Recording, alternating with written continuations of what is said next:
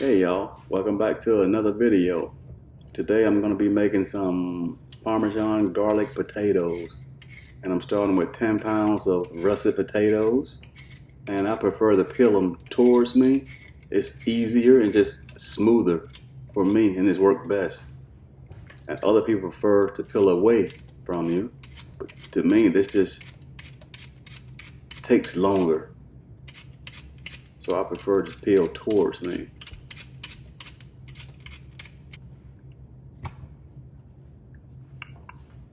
And I'm going to go ahead and take my garlic, spray it down with some Pam. I'm going to fold up the foil and put it back in the oven and let it roast. In the meantime, I'm going to go ahead and start slicing up these potatoes. I like to cut them in halves first, and I'm going to do a few of them. Then I'm going to take them and start cutting them in thirds once I got a few cut in halves here. And I won't be talking throughout the entire video. There's going to be some pause breaks in this video because I don't like talking the entire time. So there will be a lot of blank space. And once I cut them in half, I take them and cut them in thirds, then I cut them a couple more times across. That way, these potatoes will cook evenly and cook pretty much about the same time. And that's why I cut them this way when I'm making mashed potatoes. Even when I make potato salad, I cut them the same way. But they cook more evenly and cook around the same time. You don't have a lot of mashed, overcooked potatoes or undercooked potatoes. This is a good method. I start to get a little faster here, and I want to be done with it. No, 10 pounds don't seem like a lot of potatoes until you start cutting.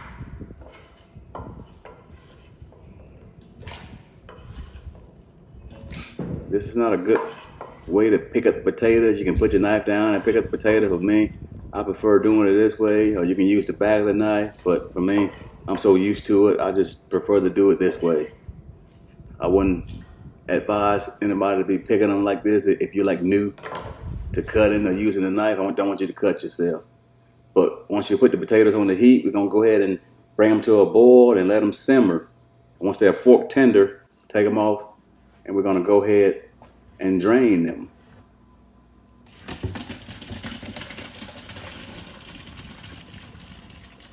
Careful not to burn yourself while you're draining the liquid off these potatoes.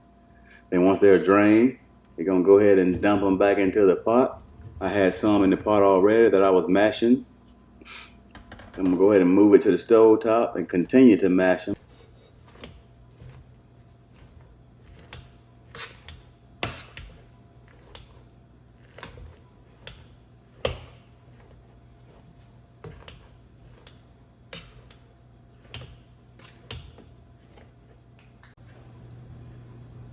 My 3 sticks of butter, or 12 ounces, was already added.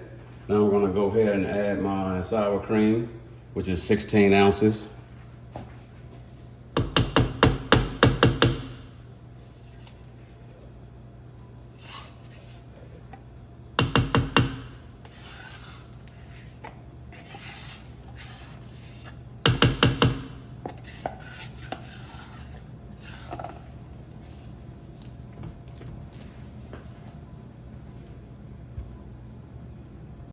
Got my roasted garlic here. I'm going to go ahead and mash that up and add it as well. It's about 20 to 25 cloves.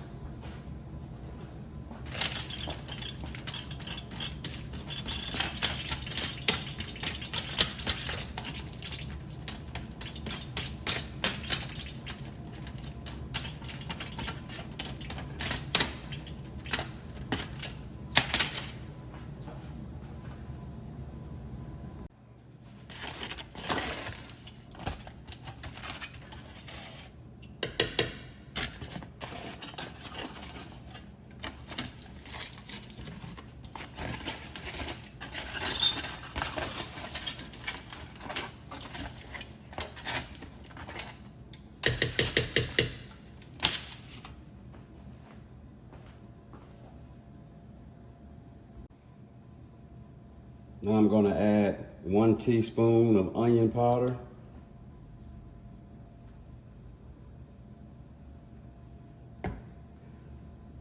gonna add 2 teaspoons of black pepper.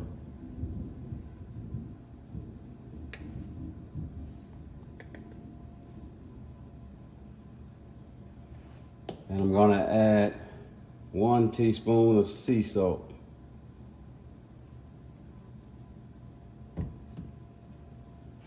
And that is the fine grain sea salt. And I'm gonna go ahead and give it a mix.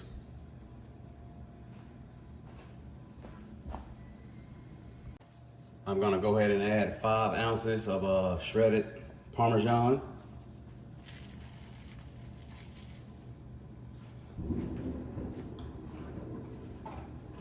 And I'm gonna go ahead and add a 3/4 cup of milk.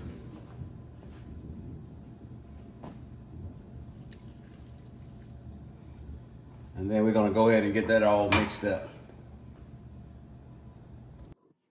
Here's the finished product. I didn't show it on camera, but I used a spatula to put the design on the mashed potatoes. These potatoes easily served 35 plus people with some left over. Don't forget to like and subscribe. And as always, thanks for watching, and don't forget to share.